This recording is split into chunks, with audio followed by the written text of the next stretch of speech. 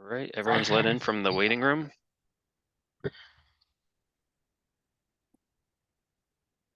All right, so being 6:30 on Wednesday, October 18th, 2023, and having quorum, I'll call the Bridgewater Planning Board to order for this evening. This meeting is being held remotely in accordance with the provisions of the open meeting law pursuant to the governor's approval of a supplemental budget bill. Temporary provisions pertaining to the open meeting law have been extended to March 31st, 2025. Specifically, this further extension allows public bodies to continue holding meetings remotely without a quorum of the public body physically present at a meeting location, and to provide adequate and alternative access to remote meetings. The language of this extension does not make any substantive changes to the open meeting law other than extending the expiration date of the temporary provisions regarding remote meetings from March 31st, 2023 to March 31st, 2025. Members of the public are encouraged to participate remotely and shall address the questions through the chair of the board. The following members of the Bridgewater Planning Board are participating remotely this evening. I'm Patrick Driscoll, the chair, Mr. Raymond Ajemian, Ms. Astrid Rojas, and an alternate member this evening, Ms. MJ Spagon. During the meeting, Mr. Chair, Mr. Haley has joined the meeting as well. Okay, another alternate member, Mr. Edward Haley as well. During the meeting, all votes will be taken as roll call votes. The following Bridgewater town staff will also be participating with us this evening remotely. Mr. Robert Rulli, the Community Economic Development Director, Mr. Shane O'Brien, the Town Planner, Ms. Tristy Jane, the Assistant Town Planner, Mr. Greg Tansey, the Town Engineer, and Mr. Stephen Solari, the Building Commissioner. At this point, everyone's mics are muted. The board's mics will be unmuted through the whole meeting, and as items appear on the agenda, the project's representatives' mics will be unmuted. When we have a public hearing this evening and allows for public comment, we ask that you use the chat feature to ask your question by listing your name, your address, and your question. Mr. O'Brien is our host this evening, and he'll recognize the questions in order. You can also use the raise my hand feature on the participant menu, and you may be unmuted when the host and the chair recognize you. Again, please state your name and your address before asking a question, and make sure you have the appropriate audio in place so that everybody can hear you clearly. If you're on the phone, please dial *9 to raise your hand.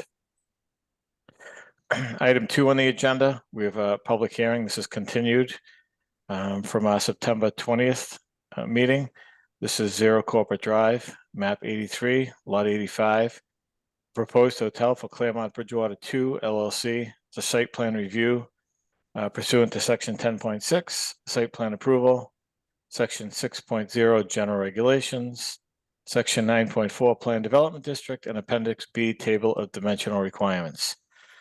So that meeting is now open, and I will turn it over to the project representatives for an update.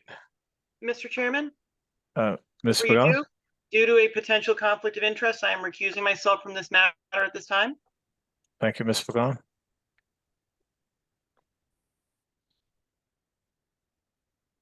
Okay, Mr. Lovett. Good evening.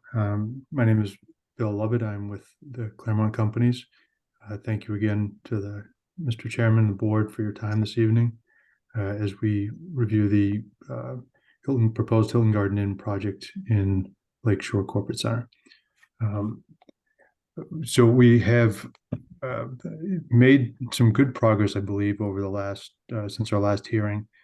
We did receive a letter from the town with regard to the outstanding items, which was dated October 16th with regard to technical review. So I think we've satisfied the items that were raised with regard to that technical review. There was one question with regard to a grease trap, which we're still working through. But it was good news to see that we've satisfied the vast majority of the comments in that. I was hoping, if I may, I could share my screen, because I've also a number of questions have come up with regard to section 6.3, the performance standard for larger projects. And we put together what I'll call a checklist to walk through each of those elements, as well as where we stand in each one of those. So if I may share my screen, I would appreciate it. Good to go. Go ahead. Thank you.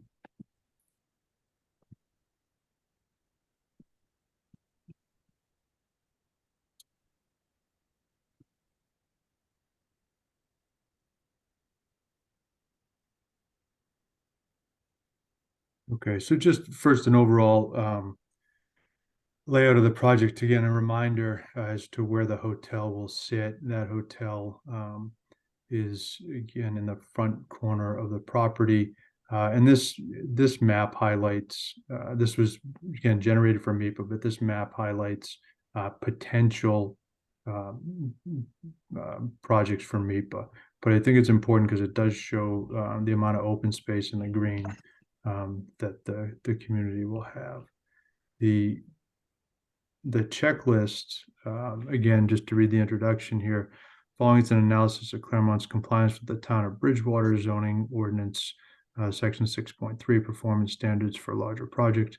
Incorporated into the analysis are communications from the town's DPW engineering division, DPW review letter dated October 16th, 2023, Silver Engineering Associates PC SEA response letter dated October 11th, 2023, and Community and Economic Development Division CEDD memo dated September 20th, 2023.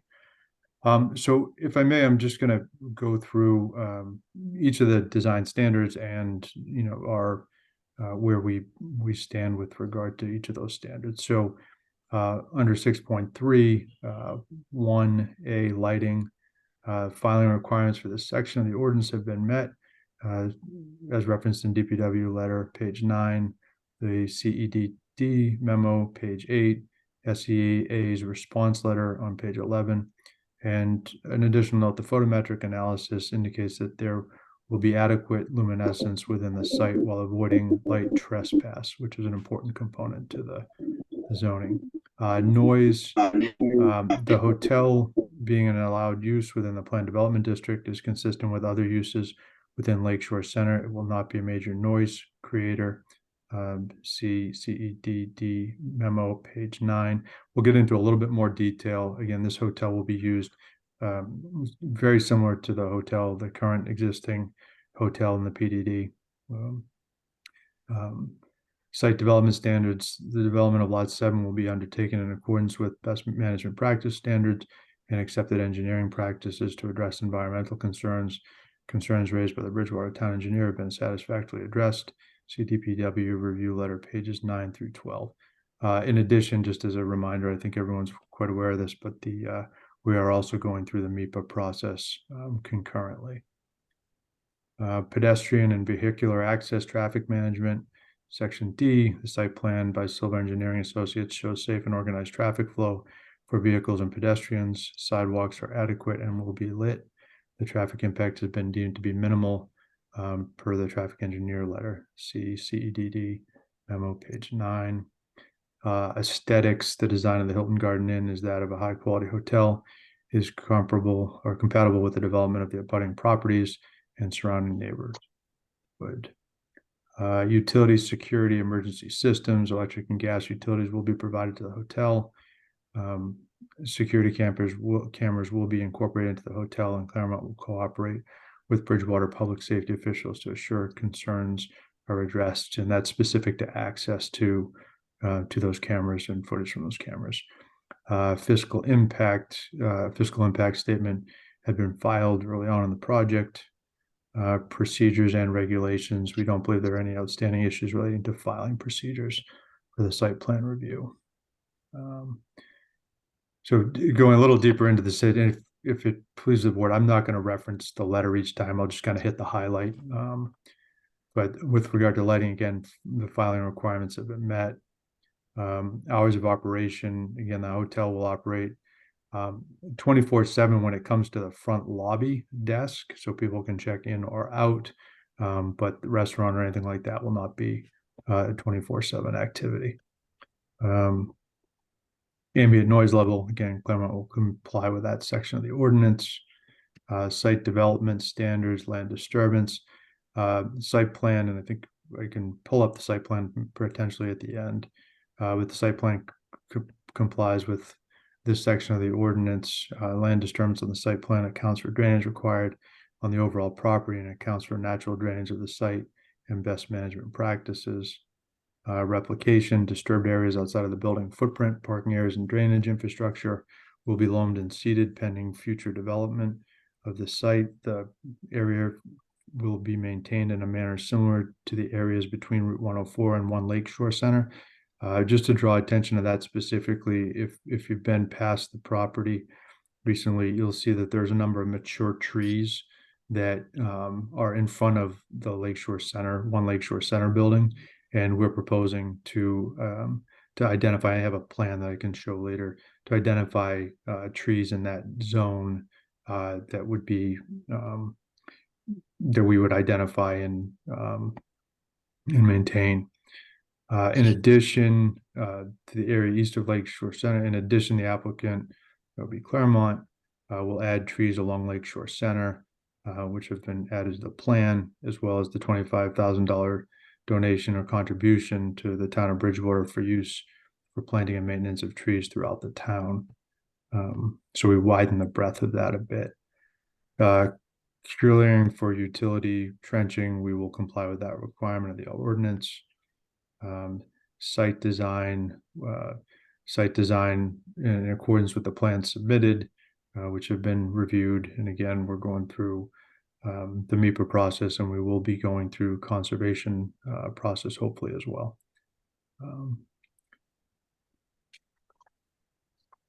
Archaeological or historical resources. These issues have been satisfactorily addressed through the MEPA process. The stone cellar was determined not to have archaeological significance. However, we, as I think everyone may be aware, we did redesign the detention basins, move the parking further away from the wetlands as a result, and move the property so as not to disturb the stone chamber or root cellar. And we are in the adhering to the process required by Mass Historical. Preservation of existing vegetation. We've identified a number of trees. I mentioned this before. Proximate to Route 104, they're intended to be maintained during this phase of development and are depicted on the plans. Trees will be added along Lakeshore again. Some of this is a little bit redundant. Finished grade. The finished grade. One important part, and we mentioned this at the last hearing, but this is intended not to be an import or an export site, and we'll touch a little bit more on that as we get into the grading of the overall area. Finished grades again will be consistent with the information provided on the plans that were submitted by SEA. And grading has been determined in an effort to comply with BMP's standards for drainage of surface water on the site. Paving, we did take the pervious pavement under consideration for the property. Phasing, reading the concern with regard to site disturbance and exposure, that will be minimized in accordance. Disturbed landscape areas will be loamed and seeded, and trees, I apologize for the misspelling, will be maintained or planted as indicated on the site plan, and native materials have been incorporated into the site design of the project pursuant to the landscaping plan. Will comply with topsoil requirements, irrigation requirements. Section D, pedestrian vehicular access. We've complied with this section of the ordinance, items 1 through 15, and there are no outstanding issues raised by DPW. Wastewater and water provided by the town. Site security, we will absolutely coordinate with emergency services, with the town and public safety officials. Utilities will be underground. We will coordinate with public safety with regard to fire alarm system. Again, the fiscal analysis has been submitted. No waivers have been requested for the project.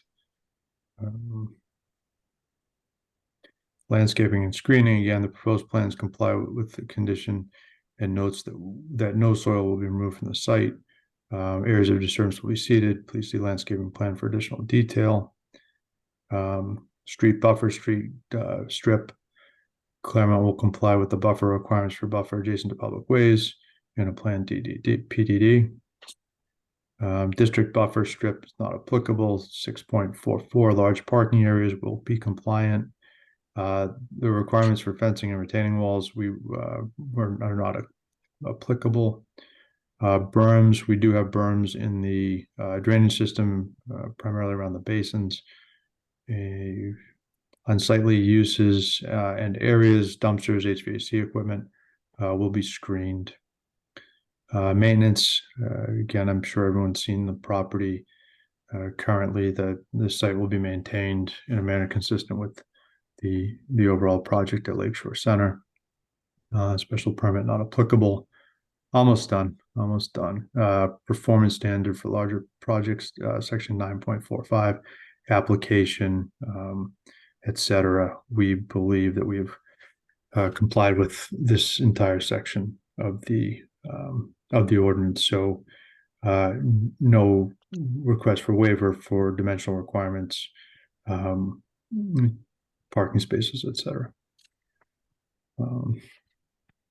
So I will let me pull up the grading plan and just make a couple of points. So if you'll see, there's an area in the front area of the of lot 7 here, and so I've walked this property a number of times. I'm able to identify there are some trees in this area that we will be able to grade around. Where things get more complicated with the grading, and you can see these grade lines without getting into too much detail, but in order to carry the water from the site and across the site, these are very steep grade lines. And so in order to move this water and carry this, we do need to grade this area out, as you can see with the blue proposed grading lines. But we will be able to maintain trees. Again, we'll limb them up. We'll do some clearing, do some planting, etc. But we will be able to keep the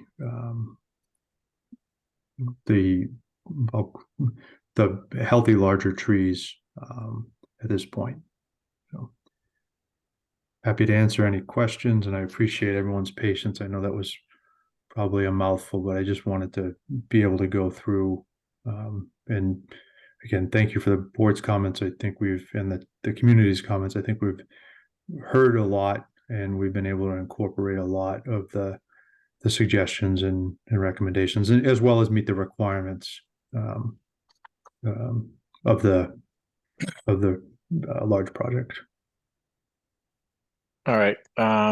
Thank you, Mr. Lovett. Is there anybody else from your team that would like to speak before we go to board questions? Don't believe so.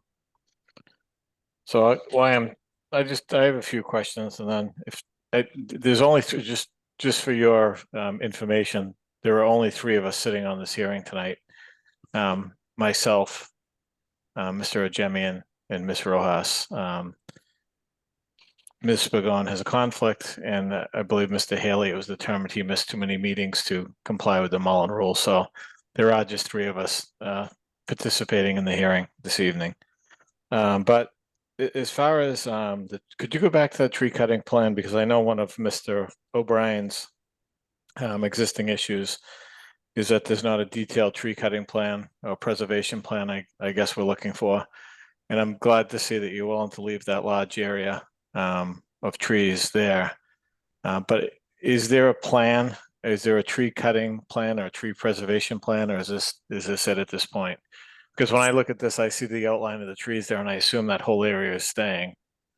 Do you have a tree preservation plan at this point, or? So I walked this area. I identified, I'd say 12 to 15 trees on the property. It is a little bit of a challenge out there today to be able to show you know, some of them are, I would say, you know, pretty clear cut, easy to identify. We have identified a number of those trees. I think that, you know, at this point, I'd be more comfortable saying that there will be 12 to 15 trees that would be able to be maintained in this area. Again, limbed up, cleared the underbrush, et cetera. Then qualify specific trees. And as we're out there and we're doing the clearing or in advance of doing the clearing, we will get and look for other potential opportunities it adds a nice, you know, a nice feature, and we can appreciate that with, I think, the way that, you know, it looks in front of One Lake Shore. Is happy. So I hope that answers your question. We do have a Yeah. number of trees plotted. Yeah, I just think that, you know, when we leave things loose, it later on they get interpreted differently. So I think if we can tighten that tree preservation plan up somehow, I think that would benefit everybody down the line. So I think if I may, I would suggest that we qualify with a number of trees, you know, a range of a number of trees. And, you know, again, the intention would have it be very similar to the front of One Lake Shore, where we have mature trees in the area, you know, graded and loamed and seeded around. okay, thank you. So we received, you know, 5 different pieces of public correspondence, letters over the last several weeks since the last meeting. And you had mentioned that you're not seeking any waivers. And one of the questions that, one of the points that one of the public comment letters that came through noted the 1988 decision.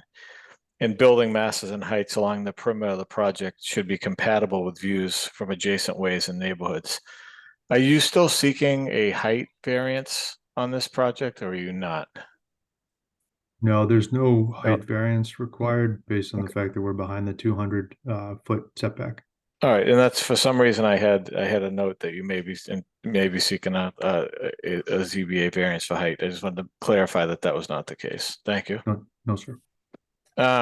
Infrastructure issues. Well, one of the other letters, well, actually the same letter we received, and I looked at the water usage analysis that was provided. Were these spreadsheets provided by your office or by the water department, or how were those generated? So we Claremont pulled the water bills specific to each property and compiled the spreadsheet which was submitted to the town, and I believe it was verified by the town. So I had a question. So Viva is 2 buildings, is that correct? Viva is 2 buildings, yes. So I would assume there'd be 2 meters on Viva, is that correct? One for each building? That's correct. I was not present at the construction. I'm happy to confirm that, unless. Well, the only reason I Mary's ask office, is yeah. because the analysis provided has Viva 1, Marriott, Lakeshore 1, Lakeshore 2, Viva 2, and the Flex building. And when I did the analysis, 300 units. If you just look at Viva 1 and Viva 2, that's only like 37 gallons of units per day. So it appears that maybe the 3 meters for access are missing, because are there 3 buildings there? Axis has technically 4 buildings because they have an independent clubhouse. So I'd just like to have that verified, just to make sure we're still under the cap. I think we probably are, but just the analysis that came through does not mention access at all. So while we're on infrastructure, I just had a question on 104, and maybe this is a question for Mr. O'Brien. Just, once you come over the bridge from basically the Fruit Street area to Rainham, that road's in pretty rough shape. And I guess that is owned by the town. That's not under the Department of Transportation. Has there been any consideration by the developer or by the town to redo that stretch of road to provide adequate access to these buildings, or has that not been considered at all?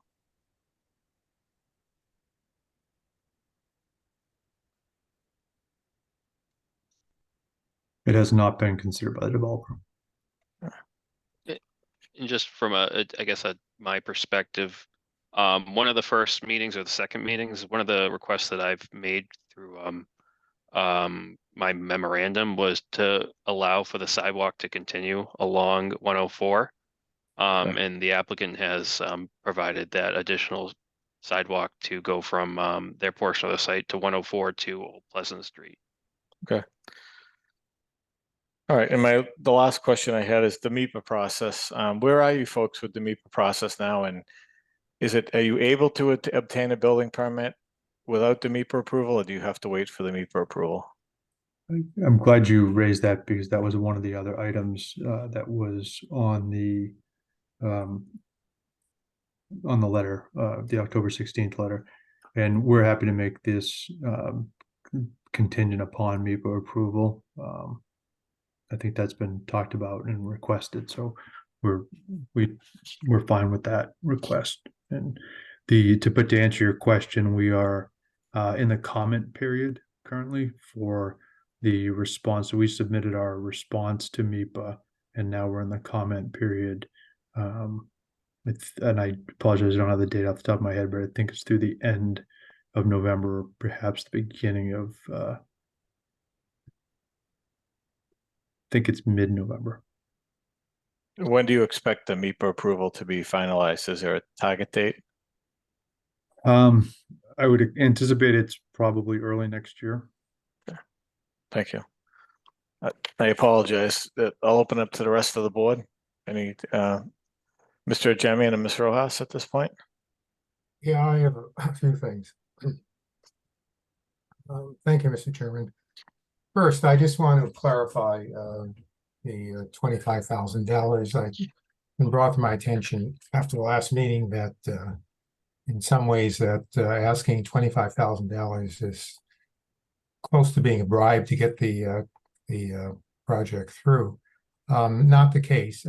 Being the representative from the planning board on the tree committee, we're very concerned about the number of trees being cut down, in particular for developments, and we've always asked for, not required, monies to be given to the town, to the tree committee, so that for the care and maintenance and planting of new trees around town. And as I point out the last meeting, that was the case with regard to the flex building that went up on this site. Money was given. We've also received monies from the building on Bedford Street. And so the asking for money here, again, not requiring, but asking, was in keeping with our history of that. That said, regarding trees, I would like to see an actual plan. I understand walking the site and picking out trees is one thing, but I think we need a plan from an arborist as to what trees should be kept and what trees could be cut down, and what the proper maintenance of the whole site should be in terms of trees. So I would like to see an actual plan, not simply the fact that you walk the site, Mr. Lovett.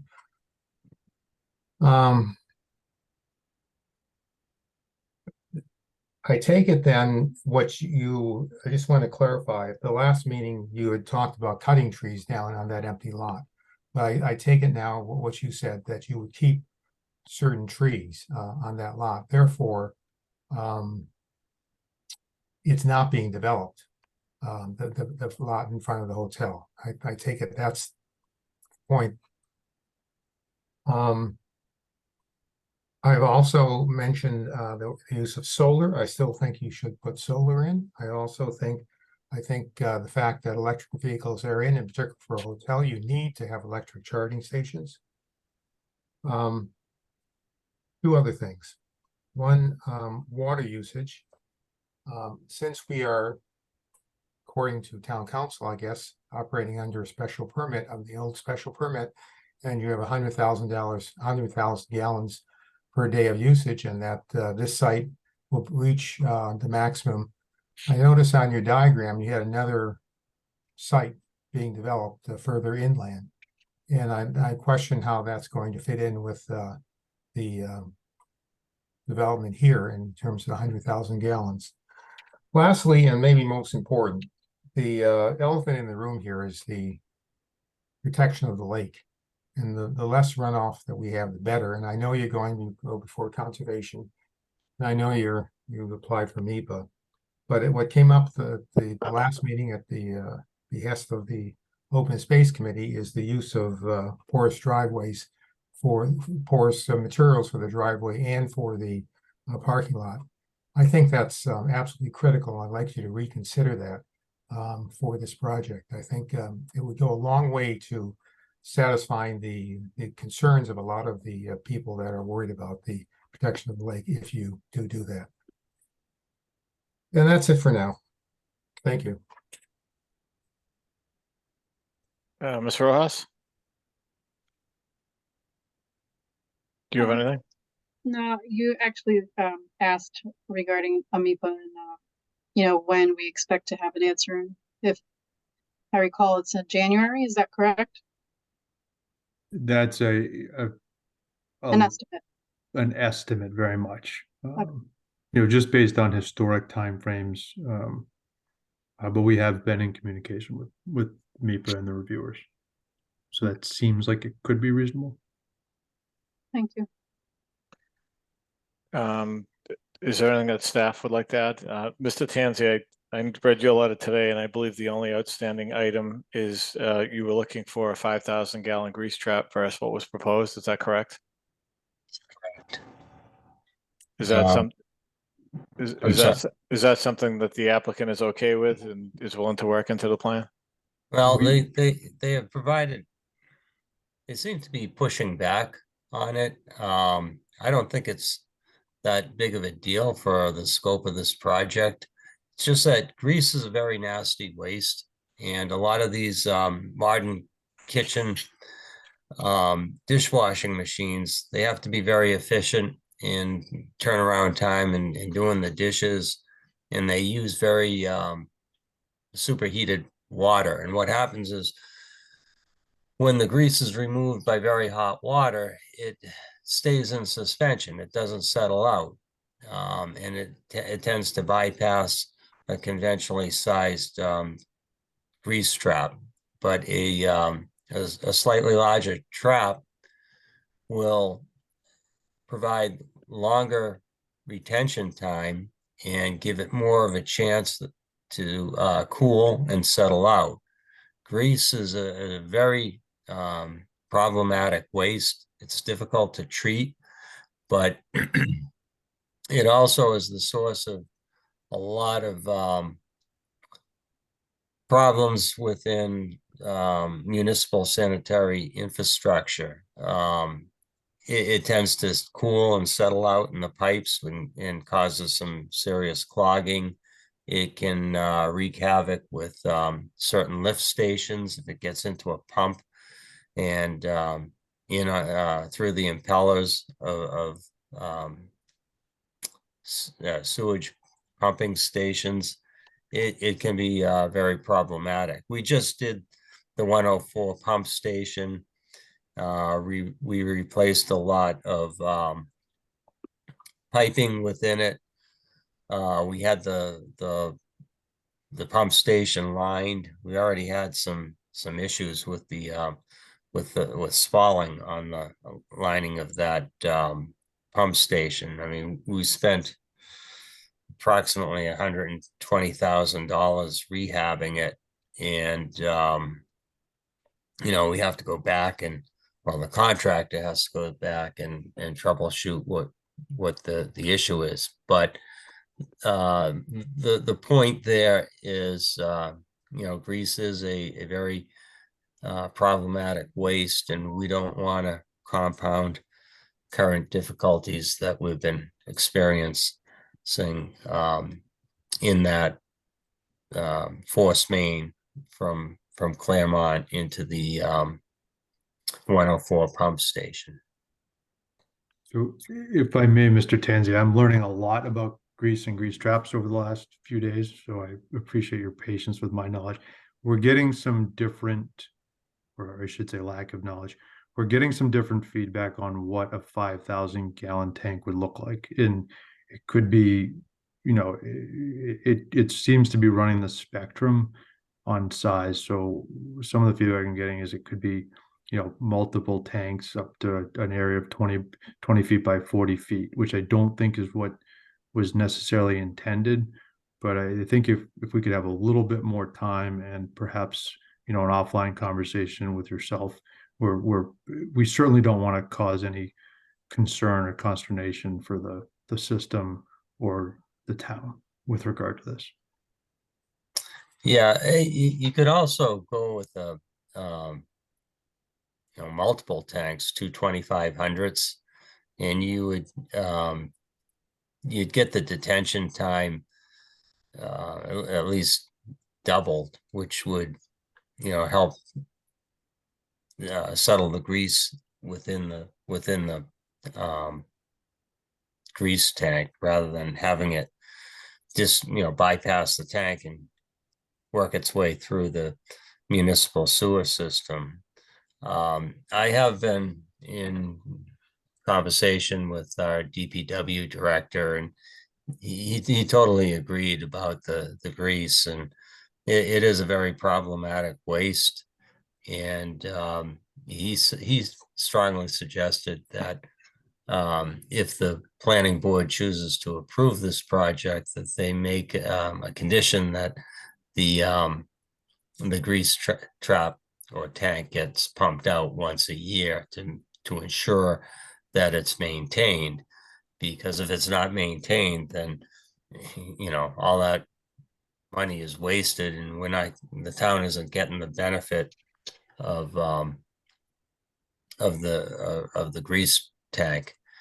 And you know, we just want to keep our infrastructure working properly. And we're looking into grease interceptors, and we, you know, we want to get north of 99%, you know, removal. So I think we're absolutely on the same page. We just need, if we could, a little bit more time and the ability to come back. But absolutely, maintenance. You know, the tank we're talking about, I forget the exact number, but it's thousands of pounds of grease that it can hold between flushing or between pumping, and you know, maintenance is absolutely something we would want to do. So if I may, I'll take a little bit more time. It sounds like, just based on the board this evening, but we'd be happy to work with you, and certainly don't want to create an issue for the town. Okay, any more just staff comments before we turn to the public comment? I did, Mr. Chairman, I was curious. I saw the tree cutting management plan for the first time this evening on the screen, and I was wondering if that has altered the drainage patterns that was originally mapped out for that portion of the site where it was clear cut and regraded. I don't know if water is the same amount of runoff or tributary areas are being sent to the, you know, the proposed detention basin, and if an equal amount of runoff is just shedding to the north of the site towards Pleasant Street. I don't know if the applicant has considered that or looked into that. We have, and if available, I would ask Rebecca from Silva Engineering to adjust that. She had worked on the plan. Okay. Hi, Rebecca, Silver Engineering. When I had sent that plan to Mr. Lovett, it was under the stipulation that it did not demonstrate compliance with any of the stormwater and the delineation. So I tried to mimic what I had beforehand, but I would still have to if this is the way we're going, I would have to resubmit to you a revised drainage in that area. So I should have qualified that, and then thank you, Rebecca, that this is something that we've just been working on over the last few days, so it is not, the calculations on the drainage have not been finalized. Okay. Do we have any other staff comments? Mr. Tanzi, you all set at this point? I am, Mr. Chairman. Mr. Chairman, if Go I ahead, may, Mr. Lovett, go ahead. just one clarification, so I believe, I'm not sure that the letter of, or the chart that you're looking at is one that was produced by Claremont or not, but based on our analysis from the water bills, the access, project is 289 units, total per day of approximately 23,600 gallons. And the Viva 300 unit project is approximately 20,456 gallons. So I don't know if that helps, but I don't think we're looking at the same labeling. So you said access is 23,000 a day? 289 units, 23,000? Correct. Yeah, because what came through was, right, what came through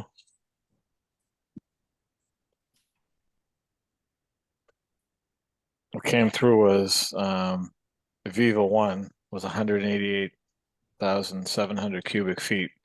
What's a cubic feet of water? 7.65 gallons, something like that, right? So it's 1.443 million divided by 92 days. That's 15,670. So you have to add the other one in, which is Lakeshore, which is Viva 2. Because what you're showing for Viva 1 is 15,690 a day. And then what you're showing for Viva 2 is 117.3 times 7.6. I think it's 7.65 roughly. Divided by 90, which would be 9,970. So that would get you to the 24,000. So access is missing from the analysis. Because Viva 1 and Viva 2 must be the two different meters. And just quick math, that comes to like 23,000. If you take the latest usage, you're probably looking at average usage, but I'm throwing out like 2021. It must have been at like 20, there's only 67,000 cubic feet. Now we're at 188, 194. So I think you have to throw out those first couple of bills because you were probably ramping up occupancy at that point, right? Yes. I double check that, but I think we accounted for that. We annualized that in our numbers. So I think in the analysis that you provided, the access bills are missing. Yeah, I don't know if that's I'm sure we can work through staff, but I'm not sure that that's the analysis that we provided, or if that was the one that staff provided as a follow-up or as an affirmation of our numbers, but we can confirm that. All right, thank you. All right, before we go to public comment, any other staff comments? Just one thing. I mean, we're talking in figures, Mr. Chairman. I think in terms of the water usage, you want to see hard figures on paper as to. Oh no, I agree. I'm just trying to. I think what I have in front of me is wrong. That's why Yeah, I want just so we know in the future. And secondly, talking about redoing drainage with the trees that are being left. I'm speaking for myself, but I would wait on that until we get my suggestion of getting an arborist in to actually decide which trees should be kept and which trees should come down, and then decide on how it's drainage. Not now. Thank you. Okay, let's open it up to public comment.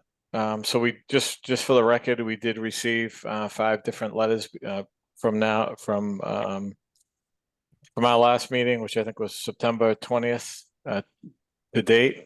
They are on the town website on the portal. We're not going to read them all in this evening. Hopefully, the board members and staff read them. But they are on the town website if the public wants to view all those letters. So this evening we encourage public comment. We just ask that you be mindful of time, and if it's something you said before or provided in writing, or is a repeat comment, either please don't say it again or be quick about it. So with that, I'll open up to public comment.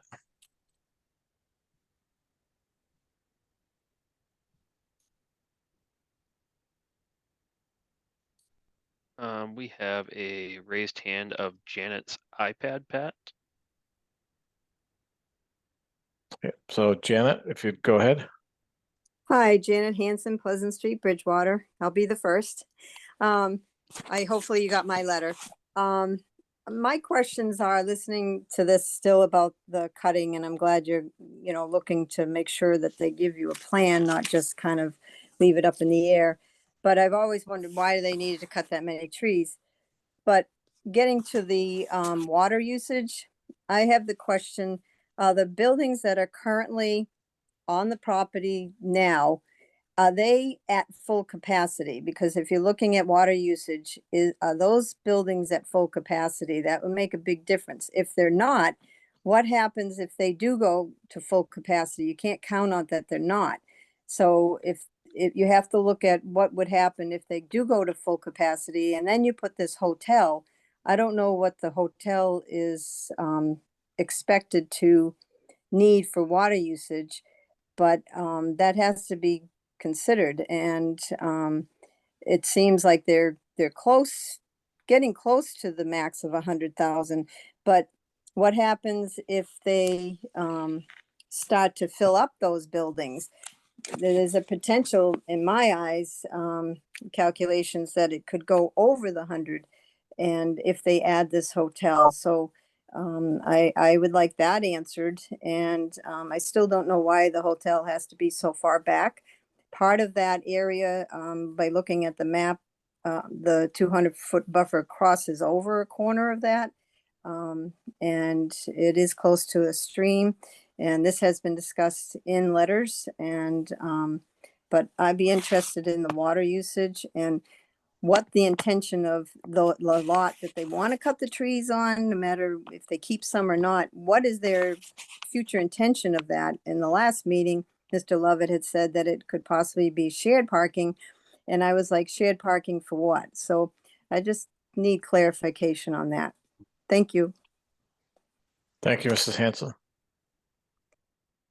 Are there any other public comments? We have a Jean. Yeah, we have Or is that, yes. Hello, this is Jean DiBattista, 260 Lakeside Drive. I appreciate all the discussion happening this evening. My overall comment is there's a tremendous amount of things in progress right now and that are unresolved. First, I'm not going to go into a lot of detail on this, but I'm going to say that there was a request submitted by me to the state to have the attorney's reasons for validating the McNeil decision provided to the public, and the state is currently looking at that.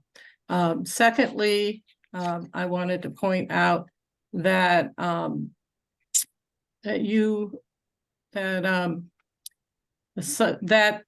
that the MEPA review, and other people have addressed this, the planning board has also talked about it, is very much still in progress. It is, as the proponent said, currently being looked at in terms of public comment. The public comments due November 6th.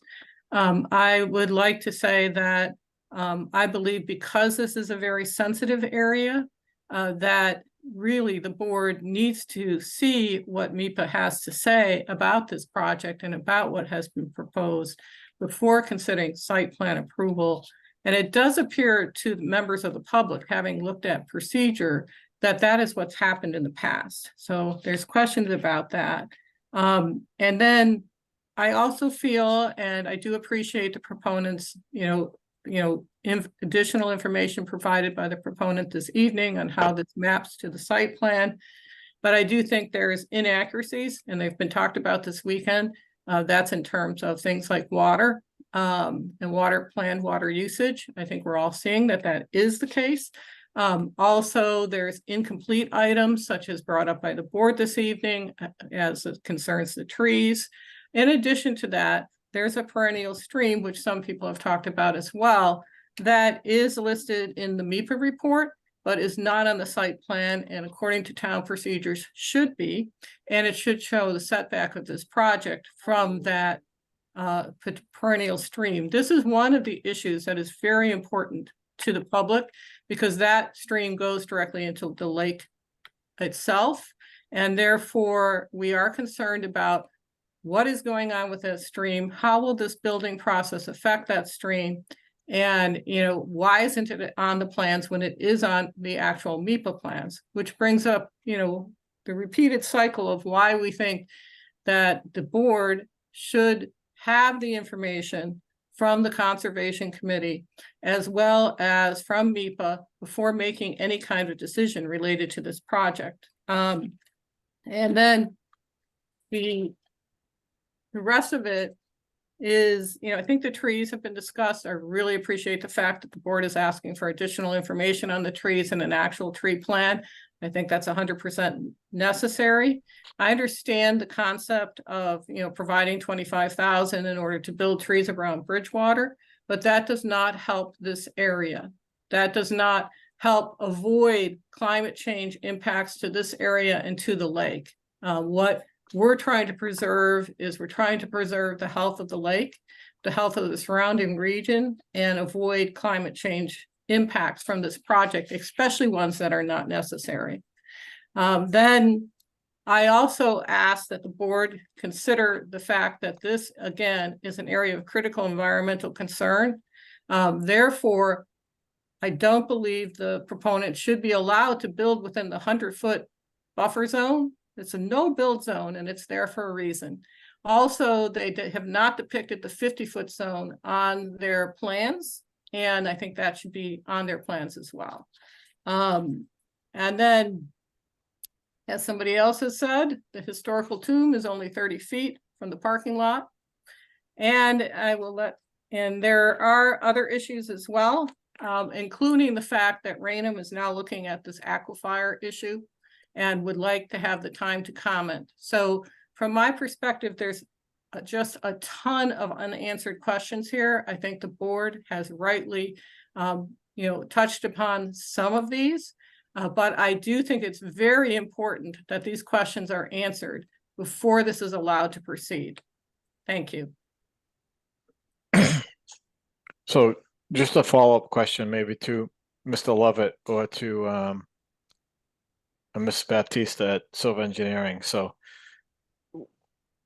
and I know the Conservation Commission will handle it, but in the MIPA filing, because we do require streams and things to be on the site plan, and I guess that's in our purview, but you know, what happens to it after that is with Concom.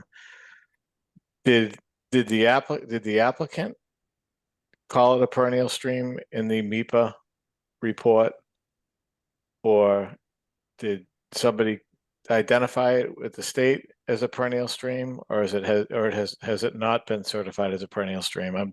I'm just confused because we're hearing in some reports it's a perennial stream and in others it's not. Who called it a perennial stream in the MIPA report?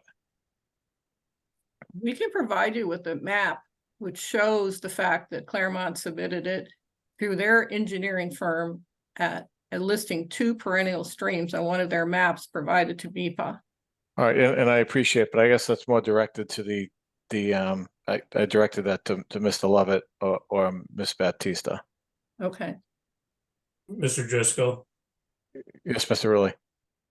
the last correspondence that we had from DEP called it out as being a perennial stream. Okay. All right, thank you. Any other public comment?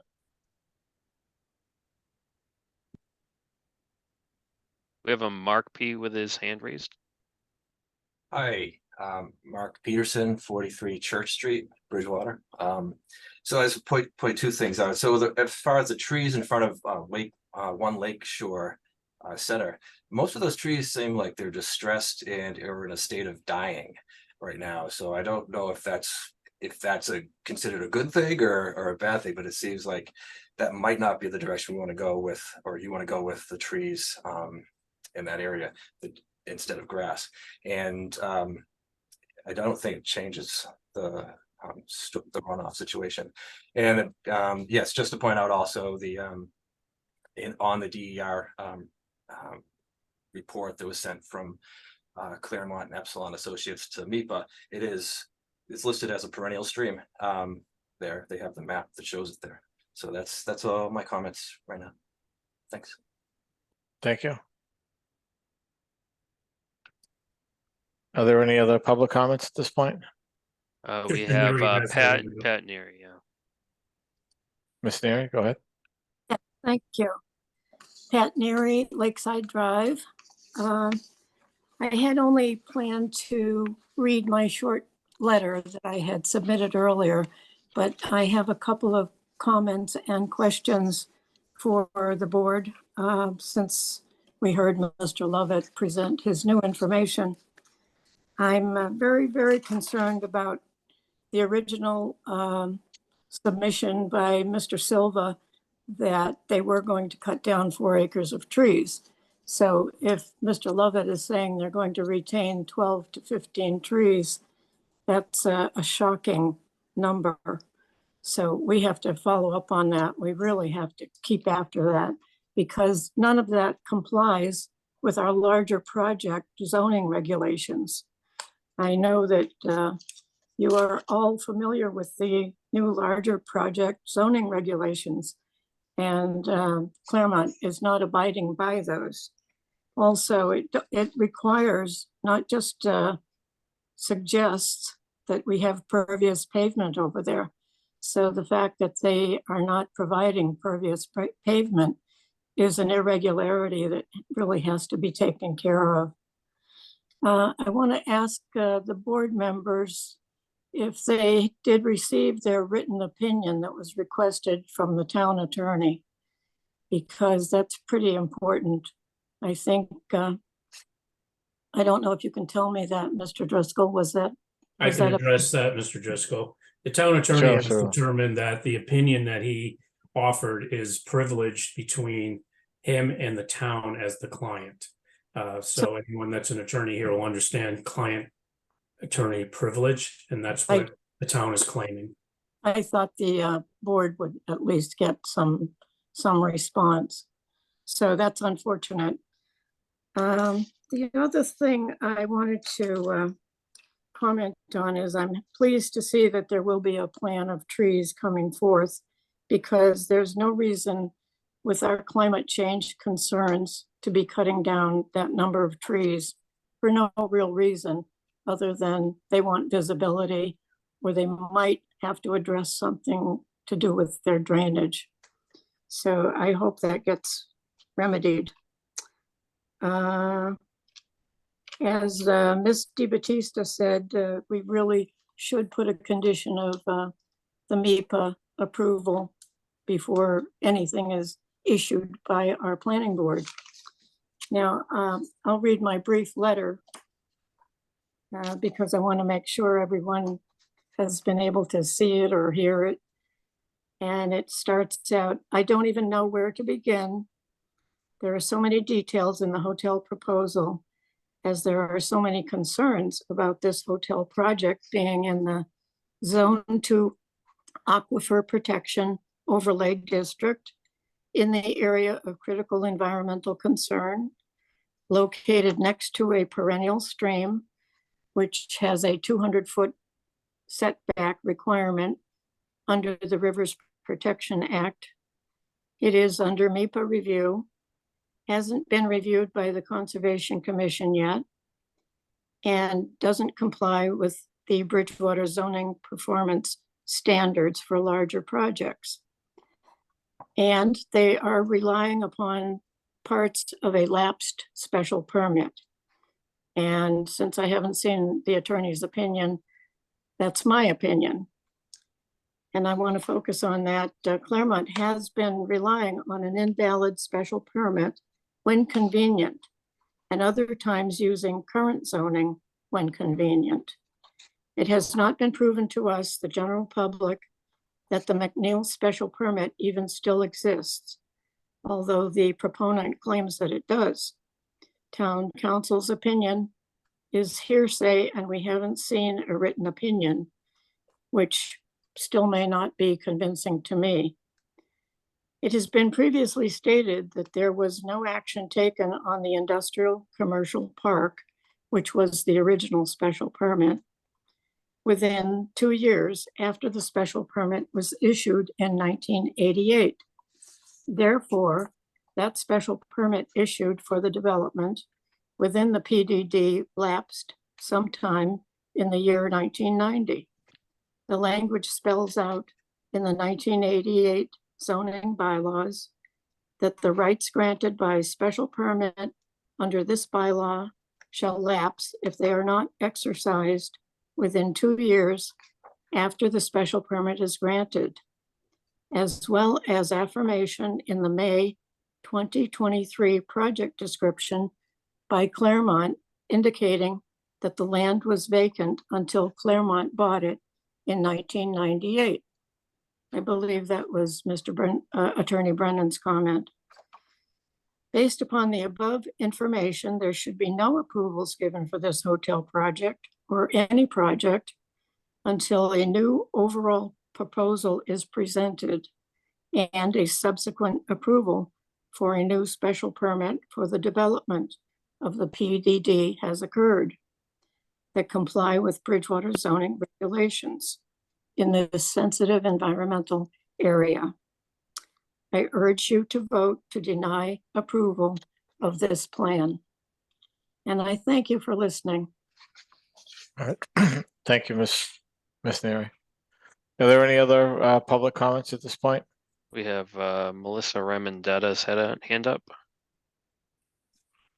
Hi, good evening. Melissa Raymondetta, 317 Lakeside Drive, Bridgewater. I do have a question as to who controls the use of the park and ride. I have some other comments as well. You know, the McNeil 1988 agreement is the agreement that the town and apparently the proponent also have decided that this will be the foundation for this decision that you'll be making. And, you know, you can't pick and choose what you like from the agreement because there's a lot of things in there and nobody's been talking about them tonight. The first is signaling at the end of Lakeshore Center Drive. My understanding from that agreement is that the applicant needs to address that.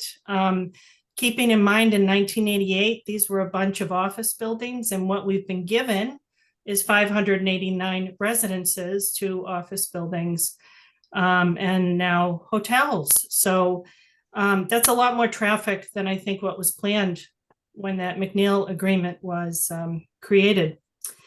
The other thing is the trees. You know, there was a design plan by a company called Matarazzo Design from 1988 that was provided with this McNeil agreement. I asked for a copy of it. I haven't gotten it yet. But there was a plan for that buffer, and it wasn't leaving 12 trees. It was a plan. So perhaps if Claremont cannot provide a plan, that Matarazzo design plan could be found and looked at as a potential model for the preservation of trees along that 200-foot buffer. The other thing is there's a clause in there about substantial variation from the master plan, from what's on the master plan. And I would argue that what is on the master plan is one large office building with one entrance that does not exit onto the park and ride. And that's actually pushed over towards the road, towards Lakeshore Center Drive. It's not 5 floors, it's 1 floor. And it's very different. And it's not a hotel. And it's not a 24-hour, it's a business that runs during regular office hours, doesn't run 24 hours. So this is a substantial variation from the McNeil plan. And I don't believe that's been recognized. In addition to that, I'd like to mention that the fact that the Aquifer Protection Overlay District has not been triggered in this discussion is really surprising, considering the sensitive nature of this area. And, you know, I do think that that needs to be looked into further. And I think you need somebody independent to take a look at the water tables and what's planned, and also look at that exemptions clause, because it doesn't exempt everything that they're planning on doing. With regard to the perennial stream, it's on the USGS map. DEP made a note of it with the Concom, and it should be on the plans. And I just attended a neighboring town's planning board, Concom meeting.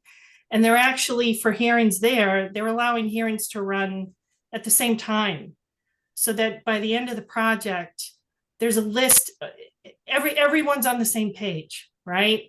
And we're not looking at making a decision and then, oh, the Concom and NEPA and all of this, and then everything has to get changed around and things fall through the cracks. Let's try to do this all together so that planning board knows what Concom wants to do, Concom knows what planning board wants to do, and we also get the MEPA, the state, to weigh in. So those are my comments. Thank you for hearing them, and have a good evening. Thank you. All right, we have a Bernice Morrissey with her hand raised. Mute. Good evening. Bernice Morrissey, 150 Lakeside Drive, Bridgewater, Mass. I agree with everything that's been discussed. Tonight's really, we're checking a lot of boxes. My concern is drainage. When I tuned in, the discussion was ongoing about drainage. I'm feeling, I'm not an engineer at all, and I don't know if the drainage plan for phase 4 is similar to what Access got, in the sense of detention and basin and the water seeping through into the groundwater, because I think that one is failing. And I really would love to see a comparison. Let's look at what's being proposed. How similar is it to Access? And why is there so much freestanding water throughout the project? It's in a wetland. You're building in a wetland, so there's gonna be. But somehow that water channel, the natural flow, has been altered, and the water is backing up. If you look between Access and the hotel that's there, all that land is freestanding water, and we have to think about public health in that, with the mosquitoes that we'll be seeing in years to come, if something's not done with it. But we certainly don't want to take the premium parcel that we have here with the perennial stream and allow the same thing to happen to that. It's got to stop. Of course, the trees and everything else that's been mentioned, I'm 100% behind, really paying close attention to that. But the particular concern I have is drainage and how the flow into the NIP is affected. And if we have to hire a consultant for that, I think it behooves the town to do it, because that is a natural resource that's been underutilized. I've been here 30-something years, and I was like, how does this town not take advantage of what we have here? So that's just what I want to throw out there. But thank you, everyone. So that's it for tonight for me. Thank you, Mr. Morrissey. Is there anybody else that'd like to speak? I don't see anyone in the chat, nor any virtual hands raised. Okay, so you know, it's and just Shane, I guess, to the applicant first. I mean, I just a couple of comments, public comments that were brought up that I thought were good comments.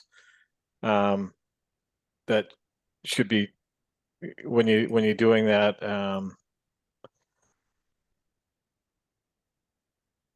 when you're doing the tree preservation plan or the landscape plan, you know, there are sections of the major site plan approval sections that do talk about limited clearing, that do talk about revegetation using native species. And we do have a section that encourages pervious pavement. So I'm looking at in section 6.3, number 9, applicants are encouraged to use pervious pavement. Again, I don't know if that's a good thing or a bad thing for the site, but something that should be considered. Limited clearing, item 7, development envelopes of structures, driveways, wastewater, lawn areas shall be designed to limit clearing and grading. So that really, we need to consider that when we condition this, and if we do condition it, in item 6, preservation of existing vegetation. So we have a lot of areas that talk about, the natural environment and trying to maintain that. So I hope when this tree planting, tree preservation plan is done, those sections are paid attention to. So any other board comments, questions, staff comments at this point? Yeah, I just like to clarify my points. You brought up pervious pavement again, Mr. Driscoll, and I brought that up, and I think since the safety of the lake, since the runoff seems to me the primary issue here, that putting in porous pavements should be a no-brainer, in that my understanding, and I'm no engineer obviously, is that it would save on the size of the detention basin. And as much as it may be a more expensive way of paving, obviously, in the long run, it's good for the town. And that's what we should be looking for. So I would really encourage the developer, when they come back, that they come back with porous pavement. Secondly, the regarding the trees again, I didn't mention that we haven't seemed to have clarified the front lot, whether that's going to be cleared or not. If it is going to be cleared, I think the assumption was, but maybe they told I'm wrong, is that it's possibly for future building. If it is, if we still have a special permit in place, and based on what I'm hearing, I guess there's no way of countering that right now, then we should be looking at this as a whole, and we should have a plan for that front lot, and we should have, based on the drawing that we saw earlier, there seems to be a building in the back, and that should be considered also. Again, if the special permit's in effect, then we should be seeing a project as a whole. That's basically it. Now, I've said the other things before. There's no reason not to put EV charging stations in there, solar on the roof and so forth. Thank you. All right. So, we've been at this since May, and I think we've gotten a lot of good information. What's the board's thought, Mr. Ajemian, Ms. Rojas, at this point, as far as the public hearing, as far as a continuance? I know we need a few more pieces of information, such as that tree preservation plan, and we do need some water data. What are your thoughts at this point? Well, I don't know. I mean, we obviously, I think this board should spend some time deliberating. It's not an easy decision. If we approve what the conditions are, if we don't approve, why? I think we need to set time aside for that. At the same time, we still need more information. So I would not recommend closing the public hearing right now. Possibly at the next meeting, if we get everything in place, if we get a tree plan, if we get these solution to future development, things like that, maybe we can close the public hearing, and depending on what's on the agenda, we can begin deliberation or set that for another meeting.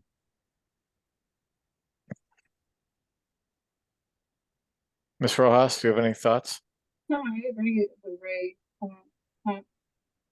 We should wait. Yeah, and I'd like to get this to Concom. I mean, I think that if we continue it to another meeting, I think the hope is that we continue it just to get the remaining items that we feel we're missing, which are the tree planting plan, the water, the accurate water certifications, to make sure we're approving something that is under the 100,000 gallon threshold. Work out Mr. Tanzi's grease trap thing. So I still think there are some loose ends that we need before we can close the public hearing, as much as I'd like to close the public hearing. So what meeting were we thinking of moving it to? Mr. O'Brien? You guys got November 1, November 15, December 6. What do we have on November 1? We'll have Broad Street coming, Perkins Foundry, as well as I think some other stuff. So up to you guys. If you're feeling comfortable having those both on the same meeting. I think we've kind of gone through the nitty-gritty of those projects being on separate meetings, but I'll leave that up to the board and the applicant's ability to provide updated information.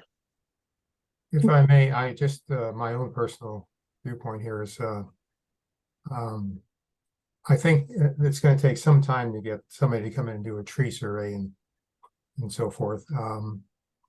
I would prefer December 1st, simply on the selfish point of view. I may not be here for the November 15th meeting.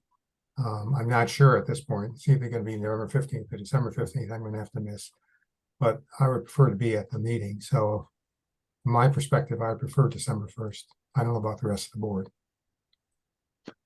I'm fine with that, but I guess my question today, which was my only question to Mr. Levitt, was the estimated date for MIPA results. Do we have the option to wait until then, or are we just setting that as a condition based on the approval from them? It's up to you. You know. Mr. Driscoll, I would just say that closing the public hearing doesn't preclude any of the additional information that is being discussed. That, I mean, it's, we're hearing the same testimony in the public hearing from residents, which is well-founded, but it hasn't changed. So, I mean, and I agree with that, but I think we have to, if a new plan comes in and we want to discuss that plan before deliberation, I think we need to keep it open just to be able to discuss that plan. I don't think we can take any new testimony or anything else and consider it after we close the public hearing. Isn't that correct? And that's fair, but to that point, that's exactly why we're not going to conservation. We're not going to ping pong back. I've said that before. I've been very consistent that any approval that the planning board has, if in fact that's their position, is conditioned on both conservation approving it and whatever they come up with, as well as the MIPA process. So just to be clear, that's not why we're not going back to conservation when we don't even have, the bread hasn't even been baked yet. I mean, we're going back and forth, and that wouldn't be the best use of their time or resources. So I have a suggestion, but maybe if the applicant can meet the deadline, is that if our goal is to get these remaining documents and to be able to discuss them with the applicant, why don't we continue the public hearing to November 1st? And then we don't have to deliberate that night, but at least we can get the remaining pieces of information that we're looking for. We can discuss those briefly. We can close the public hearing at that point. And then, Mr. Jemian, we can either deliberate and make our decision at the November 15th or the December 1st meeting, if that makes sense. And we can accommodate that time frame, Mr. Chairman. I question whether you can in terms of tree survey and everything. You can, you think? 2 weeks? Yes. Arborist, not just you. We've identified a number of trees. We can, if the board's requiring an arborist, I think we should be able to accommodate that. If not, we would I think our regs say landscape architect, correct?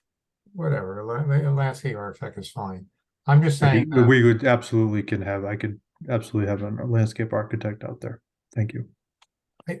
Yeah, I mean, I'm okay with that. I just don't want to have you come in with partial results and have to continue it into Christmas. We don't have to make a decision on the first, Ray. I just want to get it to the point where we have these items in regards to the natural environment, you know, the tree planting plan, if they're going to do pervious pavement or not, you know, basically take this feedback tonight and get us the information that we need in regards to water, pavement, the tree preservation plan and things of that nature. That way we can have a short meeting to gather that information and to discuss it. Then all board members can can digest it, can go back and read all the public comments, can think about what they want to discuss or propose for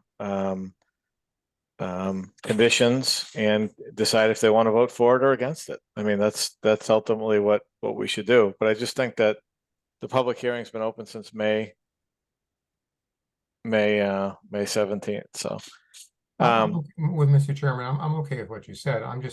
My only concern was whether they can get us that information within 2 weeks. That's all. That was my only concern. And by the way, regarding the public hearings, I think of any public hearings we've had since I've been on this board and earlier and back a long time ago, the information we've gotten from the public has been extremely beneficial to us in terms of how we look at this project. So I would agree. Yeah, so thank you. All right. Okay. So I think that'll be the plan then. We don't have to, we don't need to deliberate. I understand we have that big hearing with Edgewood Development, but it'll at least keep the ball rolling to get this information. Just one last question about the MIPA requirement to staff. Is it that Claremont's agreeing to not construct a building prior to the MIPA decision, or is that a requirement that they need a MIPA decision? They need the MIPA decision. Okay. All right. Thank you. All right. So if somebody from the voting 2 members, other than myself, would like to make a motion to continue this public hearing? Motion to continue this hearing to November 1st at 6:30. I can second that. So we have a motion by Mr. Jemian, second by Ms. Rojas. Any discussion? Ms. Rojas? Yes. Mr. Jemian? Yes. And I'm a yes. Okay, thank you. Thank you. Thank you.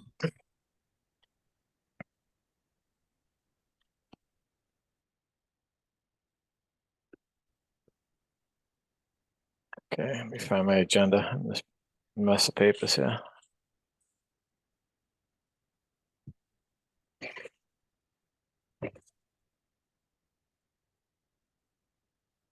Okay, so Mr. O'Brien, we have a second public hearing this evening. This is 456 Bedford Street. This is a proposed expansion of a parking count pursuant to section 10.6 site plan approval. This was continued, I believe, from our last meeting. Is that correct? That is, I believe, 2 meetings ago. Is this being withdrawn? Is there a continuation request, or is the applicant here this evening? Mr. Chair, if I can, please. Sure.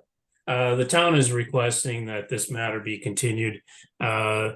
Solari and I had an opportunity to visit the site, and the applicant is leasing property from the property owner. The property owner has some type of motorcycle sale and repair business. Upon our site visit, we determined, and I've sent a letter to the property owner today. They're in violation of both the town's inland wetland bylaws as well as state law in terms of discarding motorcycle parts and motorcycles to the riverbank for the stream that runs adjacent to this property. So that needs to be addressed before we can even begin to consider any further activity.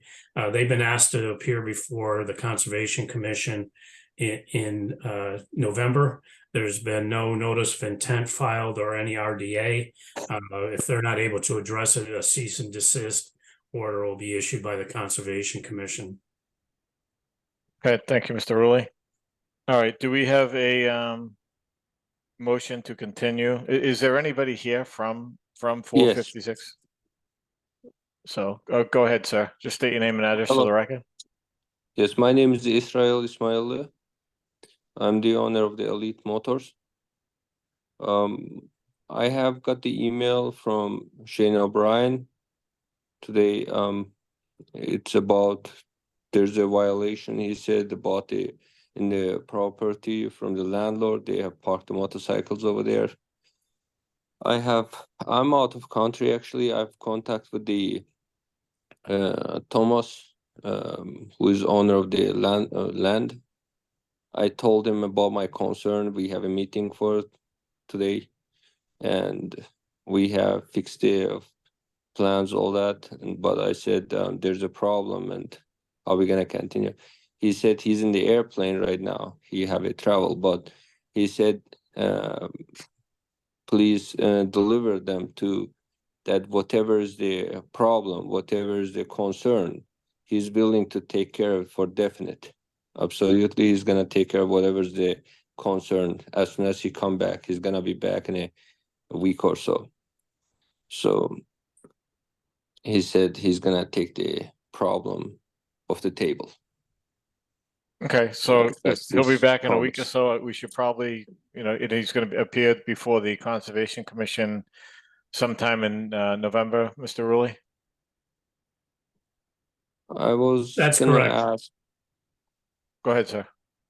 I was gonna ask if we can continue to make this meeting because it's been a long time I've been working on it, and then it's been very tough time already for me. I would like to get some result about it. Every time we join to the meeting, I keep spending a lot of money to plot land planners and any other things over there. So I was gonna ask if you guys can review my project and make a decision about it, if it's possible. So I That would think be that appreciated. Mr. Rulli pointed out that there are some current violations on the land, and we don't want to make, the site worse. So I think at this point we have to let that issue work through the system, and then once that issue is resolved, we can reconsider it. So I would think if Mr. Rulli is talking about a November or mid-November Concom meeting for the applicant or the landowner to come in, I believe Mr. O'Brien said we have a meeting on December 1st. Is that correct, Mr. O'Brien, or December 4th? No, it'd be December 6th. December 6th? Mr. Driscoll, Mr. Cahill has yeah. been advised to appear before the Conservation Commission on November 9th. I guess November Okay. 15th could work if, Well, I mean, do you think it's going to be wetland violations and are going to be resolved in 5 or 6 days after he appears, or? No, he said he travel. He's gonna be back within 6 days, within a week. So once he come back, he said he haven't received a violation or any Okay. any document about it yet. So I guess we we don't could know what's the exact. I guess we could continue this to the November 15th meeting just for a status update. And if things are resolved, we can continue. If not, we just continue it to another meeting, if that's the will of the board. Sounds good. Let's do it that way then. Fine, Mr. Jemmy and Ms. Rojas, are you okay with that? that's fine with me. Just to keep things on track. Well, if it's not cleaned up and there's not an agreement to clean it up or anything like that, we won't move forward. So do we have a motion to continue to November 15th at 6:30? I'll make that motion. So moved. Do we have a second? Second. Ms. Rojas? Yeah. I'll take the roll. Mr. Jemian? Yes. Ms. Rojas? Yes. And I'm a yes. Thank you, sir. Okay, thank you. All right, so we have item 3. This is a public hearing. This is a new public hearing. This is for 288 Broad Street, map 11, lots 135 and 136.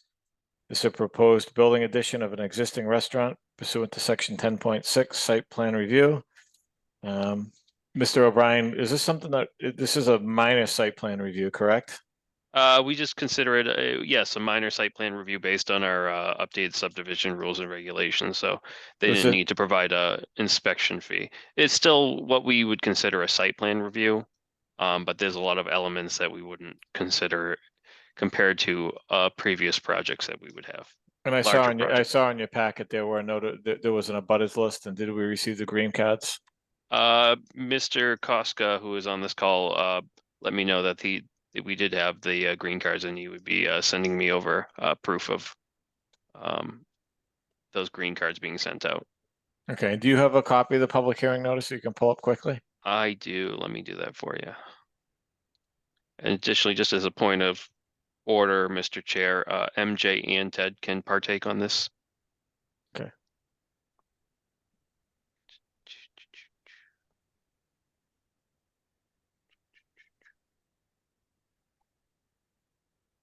Just share my screen.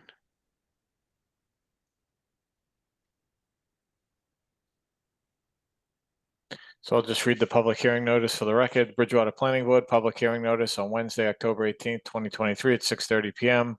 The Bridgewater Planning Board will be conducting a public hearing via Zoom on an application by GE Dixon Inc. for site plan approval, section 10.6 of the Bridgewater zoning ordinance.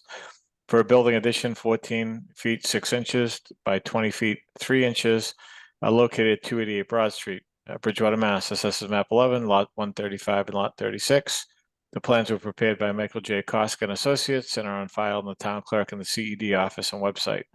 All interested persons are encouraged to attend, and that was posted by the Bridgewater Planning Board on 10/4 and 10/11. So with that, I'll open it up to Mr. Koska or another representative of the project.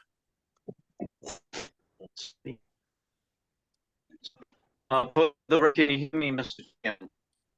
We can, Mr. Koska. You're a little broken up, but we can hear you. Okay. For the record, my name is Michael J. Koska. I am a registered engineer and land surveyor in the Commonwealth of Massachusetts. Here representing GE Dixon Inc. Mr. Koska, I don't know if you can get a better connection or not, but you're very difficult to hear. How do we do that? We're trying to that. The microphone is muted, it says here.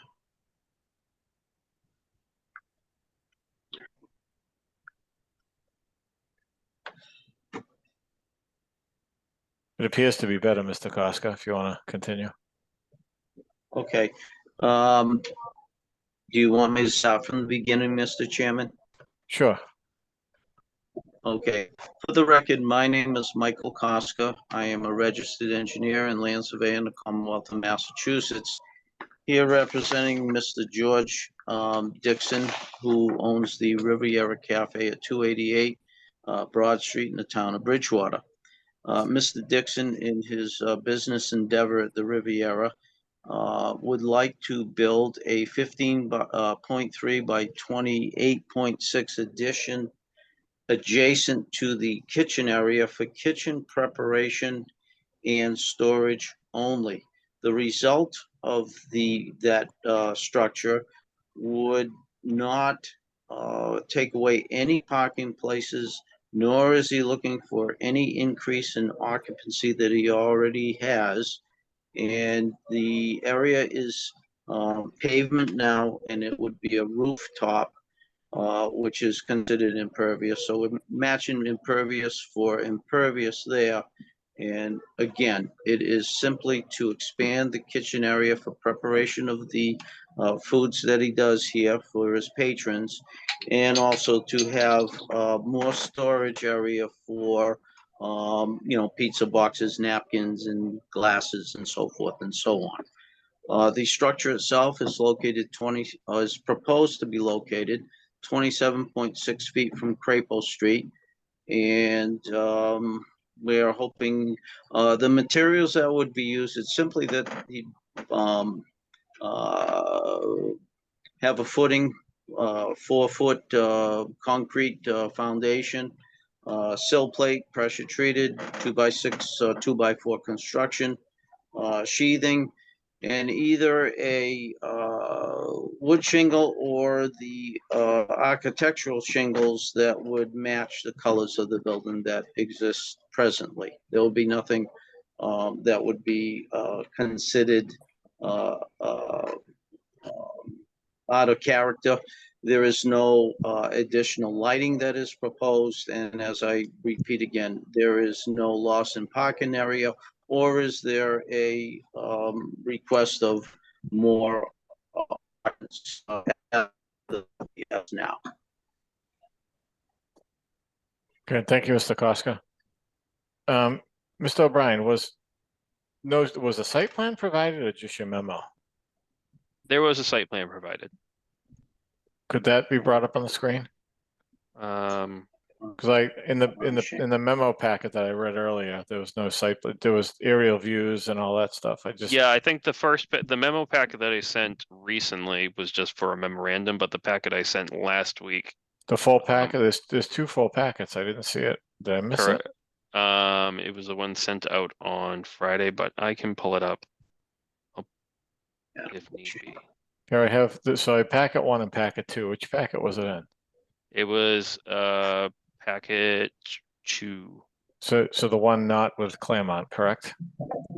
Correct. Claremont was his own. Oh, let's see, I got the notification, the application.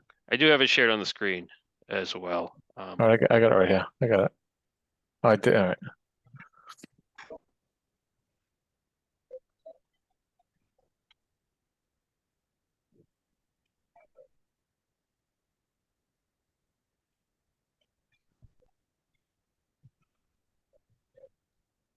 And that proposed addition is the 15.3 by 28.6 box in the back, Mr. Correct. Costa? Correct, Mr. Chairman.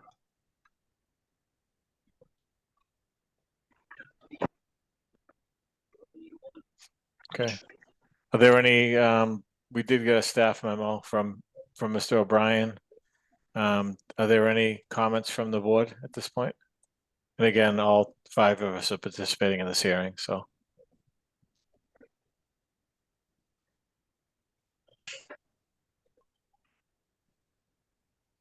Are there any staff comments, Mr. O'Brien? I know you provided it. No, there wasn't any major issues with this project. The applicant it provide us information about type of material, the use. It doesn't increase the lot coverage. It's a existing non-conforming building that's been there since the 20s. And there's no increase in parking due to this proposal. So I don't have any issues with this proposal. I think it's pretty clear cut and will be a good addition. Okay. So it is a public hearing. Are there any public comments on this project?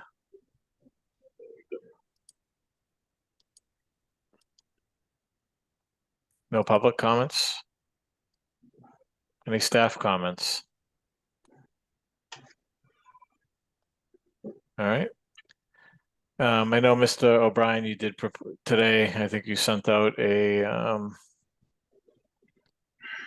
memo on this, an additional memo, is that correct? Let me pull that Yeah, up. it was more so just in terms of a motion that the board can make based on the findings of fact as provided to the board, as well as potential consideration for conditions of a decision. Okay, but most of this,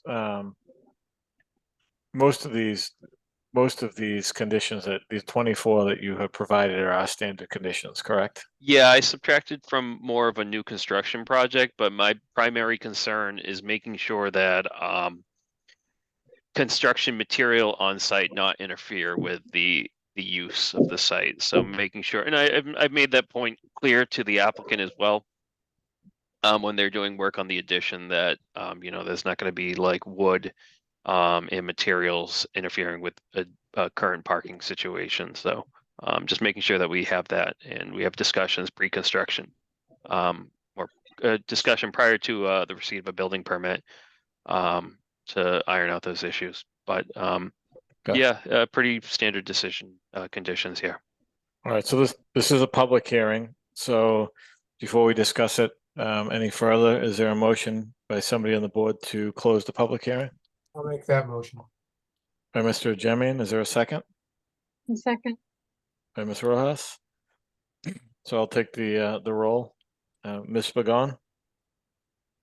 Aye. Mr. Haley? Oh, Yeah. you're on mute. Mr. Haley? Yes. Mr. Jemian? Yes. Ms. Rojas? Yes. And I'm a yes. Okay, so discussing the project, Mr. O'Brien believes the performance standards and the site plan review 10.6 and 6.3 have been met. He provided us with the standard conditions. Is there any further discussion on the project?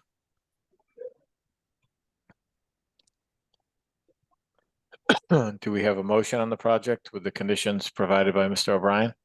Motion Motion to to accept it with the conditions as provided. motion to approve, Ms. Pagon, Yes. and a second by Mr. Haley. Yes. And just for discussion, we're adopting the conditions, standard conditions provided by Mr. O'Brien in today's email. That's correct. Okay. All right, so I'll take the roll. Ms. Pagon, Aye. Ms. Rojas, Yes. Mr. Haley, Yes. Mr. Jemian. Yes.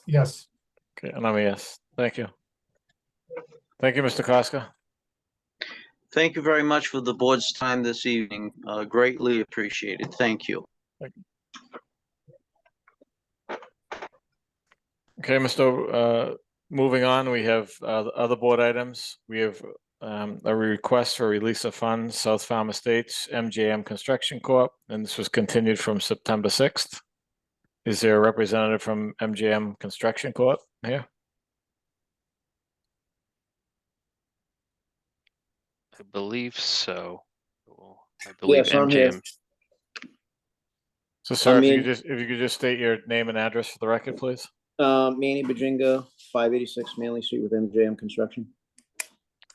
Okay, Mr. O'Brien, could you just update the board on the request and where we are with it at this point?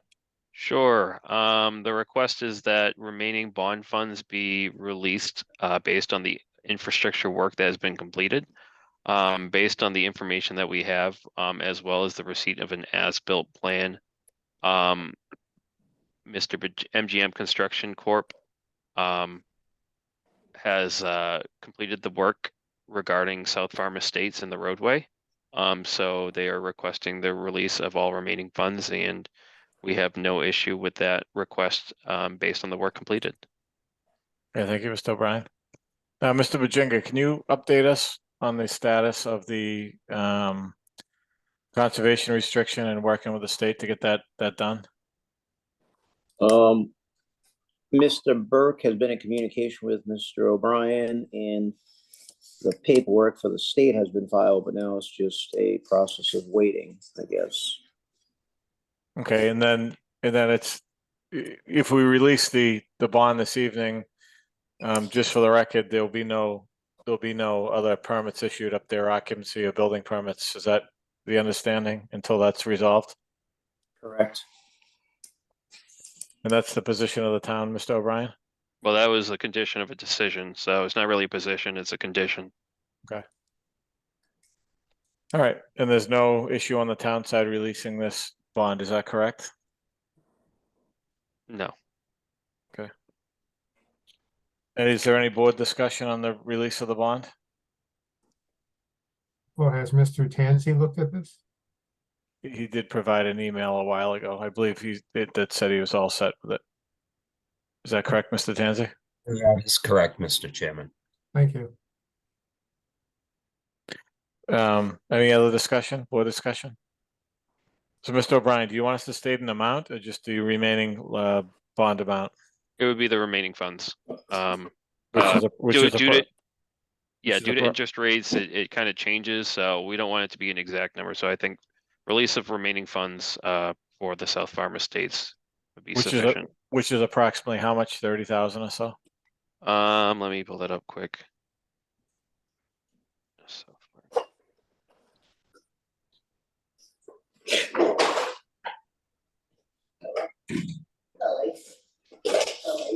That would be cute right here in the corner, though, actually. I believe the balance as of 1/31/23 was 29,541 and 27 cents.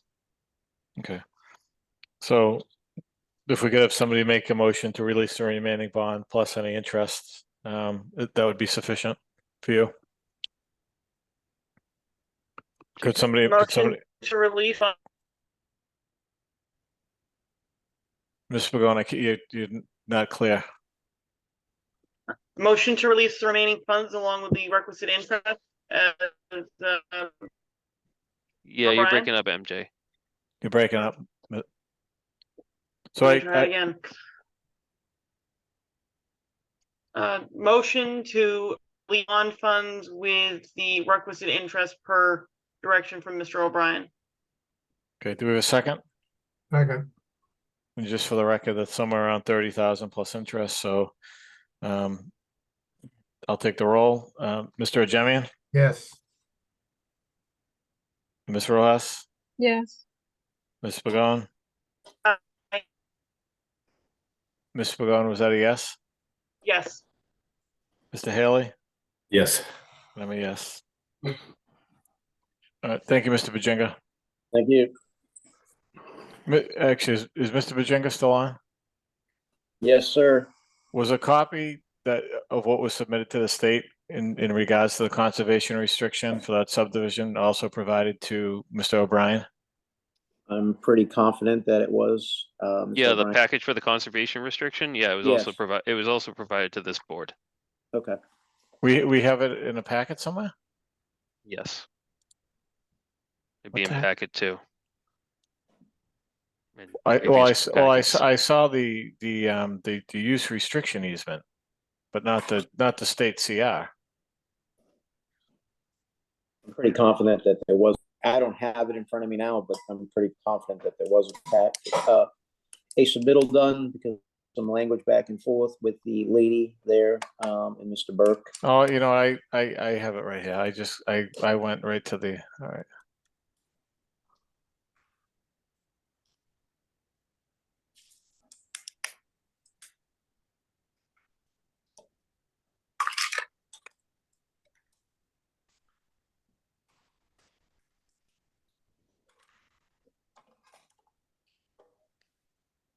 All right. Yeah, the only thing I see though is the exclusive use agreement still. There's a submission form that has the grantor's name.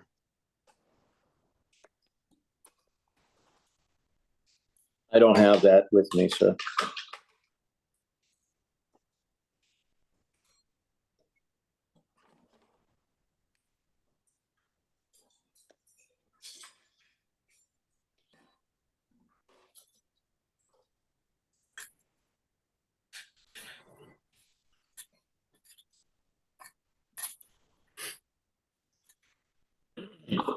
Okay.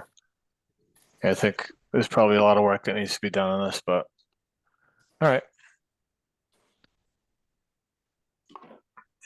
All right, moving on. We have an A&R plan for 0 South Street. Mr. O'Brien, if you want to bring that up, or is the applicant here? The Is it- applicant is here and they have, The plan was done by Mr. Silva. yeah, I think Rebecca's here.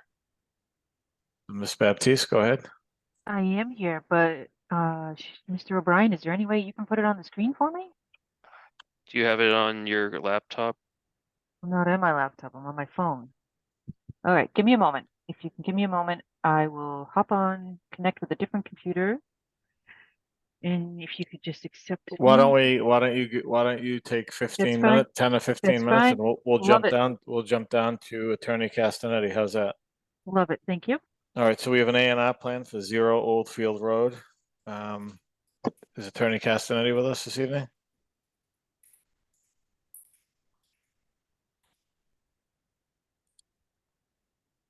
Yes, We, I'm here. yeah. So go ahead, sir. So when you may recall a few months ago, we had submitted an A&R plan for this exact same parcel at the request of Wildlands Trust. They wanted the 2 drainage ponds that were on that lot separated from the open space parcel, so that they would not be included in the conveyance to them. When I sent them the approved plan, I don't know if Scott McFadden just took a different look, took a harder look at it, or if it was a second set of eyes, or however it came about, but they missed severing off what is shown on this plan as drainage lot 4. That was left in as being included as part of the open space parcel. And because there are drainage facilities in there, that what's shown on that plan is map 52 lot 12 is a drainage basin that primarily services the Latola portion of the development, and a couple of the catch basins from Oldfield Preserve also drain into that pond. So he wanted that because there are drainage facilities in that area, he wanted that severed from the open space parcel as well. So we're just coming basically for a modification of the original A&R plan, severing the drainage, the 2 drainage ponds that service Oldfield Preserve, and then just also severing now this additional the drainage facilities that are serviced by that drainage pond that's on map 52 lot 12. Okay, thank you. And I actually looked at it. So that map 52 lot 12 looks like it's already been accepted by the town. Is that correct? I have no idea. We've never had any ownership interest in that. That's been owned by the Latolas. Okay. That wasn't part of the conveyance to us. All right, so do we have, staff has no issue with this drainage parcel in this Form A? No, there's no issues in terms of compliance with Form A standards or A&R standards of the town. Okay, so do we have a motion to endorse? It's the motion to endorse the Form A. By Mr. Jimmy, do we have a second? I can second. By Ms. Rojas, any discussion? Ms. Pagon, Aye. Mr. Jemian, Yes. Ms. Rojas, Yes. Mr. Haley? Mr. Haley? You're muted. Yes. Okay, and I'm a yes. So next item on the agenda, Attorney Castaneda, I know there's several open space parcels still hanging out there. There's the this open space, there's the open space that abuts the Jenny Leonard Park, and the large open space piece that's contiguous with this open space piece on Magnolia Way. Can you give us an update on all 3? Yeah, this one doesn't abut Jenny Leonard Park. That's the one across the street.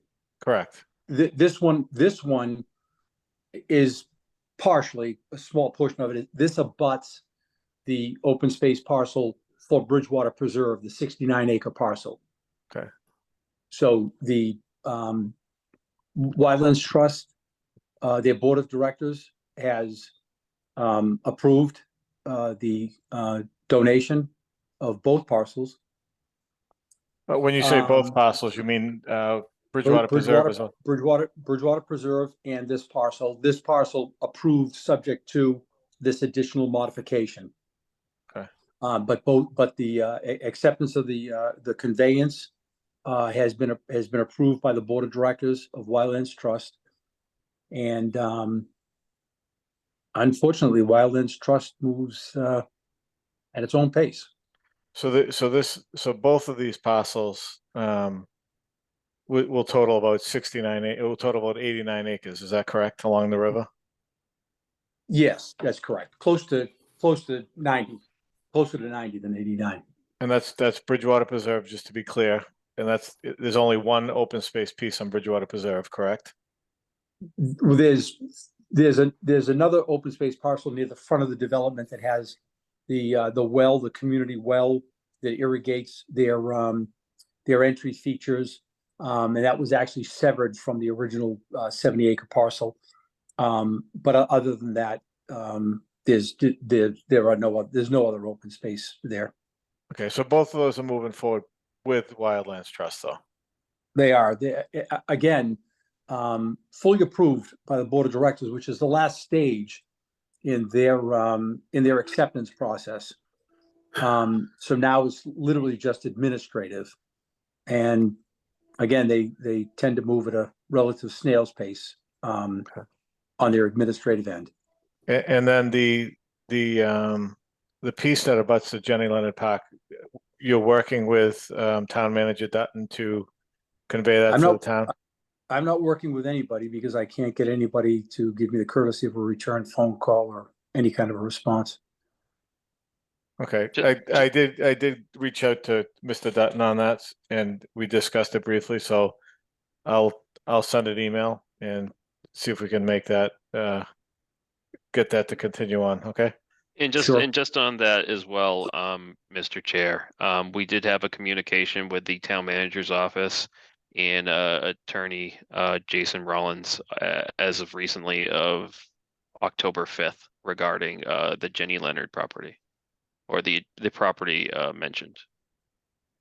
And I don't know how the council will vote or how we do it, but it appeared after my discussion with Mr. Dutton that the town wants that piece to make that Jenny Leonard Park a better park and provide access, et cetera. So thank you. And again, as we've stated previously, Mr. Driscoll, we're more than willing to accommodate that end result. Okay. All right, well, I'm glad to hear that. I know these two big pieces of open space have been hanging around there for a while. I'm glad that Wildlands Trust is taking them. So just out of curiosity, where Wildlands Trust takes them, it's not a homeowners association. Is there still a conservation restriction that needs to be placed on those, or will Wildlands Trust handle that, or how is that handled with Wildlands Trust? I don't actually know if Wildlands Trust does record a formal restriction. Because I think the restriction is kind of built into their purpose. Okay. So I can't honestly answer that for you. I can ask Scott and get an answer for you on it though. All right, no, I'm glad it's moving forward. Thank you. Mr. Driscoll, typically, and I met with Scott earlier this week on something else. Typically, they're going to require a CR, and they would hold the CR, or they'll hold it in partnership with the Concom potentially. So that logistically we'll work through that. No, thank you for the update. I know it's been hanging out for a while. I wanted to make sure it got done. So thank you. Okay, thank you. Thank you. Appreciate Mr. O'Brien, is that the update we needed, or is there anything else you'd like to get at this point? In regards to Oldfield Estates, I placed a discussion with Oldfield Estates LLC regarding the open space progress. I know there's been questions about work to be completed, but those are kind of pertaining to bond calculations. There's no request for a bond release at this time, and there is an understanding, and we have let Mr. Castanetti know of work that needs to be completed regarding Oldfield Estates. And additional information that's required. So we've had conversations with Mr. Castanetti in regards to the subdivision and completeness of the subdivision, and we're hoping to kind of resolve some of those outstanding issues as best as we can. Mr. Driscoll, before we get too far ahead, and may or may not be related, but there is a participant that's had her hand up, Lee W. And I don't know if she wants to speak on the A&R plan or Oldfield Estates or something else. Thank you for bringing that up. Because it's not a public hearing, so we typically don't have public comment. But if somebody is here to speak, just please identify your name and your address, please. Yes, my name is Eileen Barron White. I'm at 71 Oldfield Road. I'm a resident as well as a trustee of our HOA. And I originally was going to ask about the A&R being heard after the open space discussion, but I had sent a letter on behalf of the 3 trustees on August 18th to the planning board, as well as Mr. O'Brien. I just wanted to make sure that was passed along. I know Mr. O'Brien said that, and I wasn't sure if there was a recent site inspection or any timeline on any of those items to be done and completed by Long-Built Oldfield Estates LLC. Mr. O'Brien? I don't have a timeline, but I'm assuming that I'll be kind of reaching out to outstanding subdivisions relatively soon, but prior to the winter time. So Oldfield is definitely on the list as well as other subdivisions. So I'm through like as speaking with, like I said, as speaking to Mr. Castanetti, I expect some progress to be completed prior to the winter time. But we do, from this board's perspective, we do associate a lot of those requests and work to be completed through a bond request. So we do anticipate work to be completed in anticipation of getting that bond monies back. And Ms. White, just so you understand that all the requirements as far as infrastructure, we are still holding a pretty substantial bond in both neighborhoods that we have not voted to release yet, and will not vote to release until the work is completed. Right, I am aware of that. I just was wondering if there had been a site visit from the town since that, a recent site visit of any type, or will you wait until the bond release request is made formally? Excuse me, Mr. Attorney. O'Brien, Mr. Driscoll on the board, would you like me to, Sure, to respond? Go ahead. We met with Mr. Tanzi and Mr. Atenero today to do a site inspection. We generated the final punch list, all of which items are expected to be completed within the next 2 weeks. And Mrs. White, just to clarify, Mr. Antonero is the DPW director, and Mr. Tanzi is the town engineer. So if you have any questions, you can reach out to them. Okay, I previously have had some conversation with Mr. Tanzi, and I will reach out to DPW as well, just to make sure our list is the same as our expected list of obligations to be completed are on the town's list as well. Great. Do you have any other questions at this point? No, that is all. It's just frustrating. Yeah, how much, do you know the bond that still remains being held, the amount? I believe it's over 100,000. Okay, thanks. And I appreciate the board's time tonight and letting me speak, despite it being a public hearing, so thank you. Yeah, no problem. And then if you want to reach out to Mr. O'Brien for the exact bond amount, he can provide you that tomorrow. Okay, great. Thank you so much. Thank you. Are there any other public comments on this discussion on open space or Oldfield Estates at this point? And again, I apologize, I missed you earlier. All right. So let's go back to Mrs. Baptista if she's available. Yes. Yes, So, yes. so this is in regards to an A&R plan, 0 South Street. So would you like to put the plan up? Plan is up. All right. We're here at South Street, adjacent to 722, north of Jennifer Circle, adjacent to Harvest Lane. The applicant, Mr. and Mrs. Leach, would like to sliver off a triangle piece right here. All right. They want to give this triangle to the owners of 722. I believe there was a tree here that was always meant to go with this house, and it didn't in the original conveyance, and so they're trying to get some housekeeping with their properties taken care of, and this is one of those things. Oh, I went blurry. There we go. So that's the only change, is that little triangle is That's going it. to. That's the only goal of this plan right here in front of you, is this little triangle is going from their non-buildable parcel to the owners of 722. Okay. Is there any, I know Mr. O'Brien, you had no issue with this in your comments, but is there any board input at this point, staff input at this point? No. Any board questions? Do we have a motion to endorse or to? Mr. Chair, I had a quick question, and just not really that major, but does this subdivision of land prevent any access to the non-buildable lot if anybody wants to, like, from the owners of that lot want to actually like walk the lot or have access to it in the future? No, the owners of this parcel are actually in this northern lot right up here. And if you And look, and and there's behind it. and there's a 20-foot access easement that runs parallel to that lot. And That look at that. Yep, there's even there. There you go. I was having a hard time seeing on the plans. My eyes are probably not as good as they used to be. It doesn't help if I don't zoom in either. So how's that? Okay, now I can see it. Thank you. all right. So do we have a motion to endorse? Motion to endorse? Are you, Ms. Pagon? Do we have a second? Yep. Do we have a second? I can second. Ms. Rojas? Okay, any discussion? Mr. Jemian? Yes. Mr. Haley? Ms. Rojas? Yes.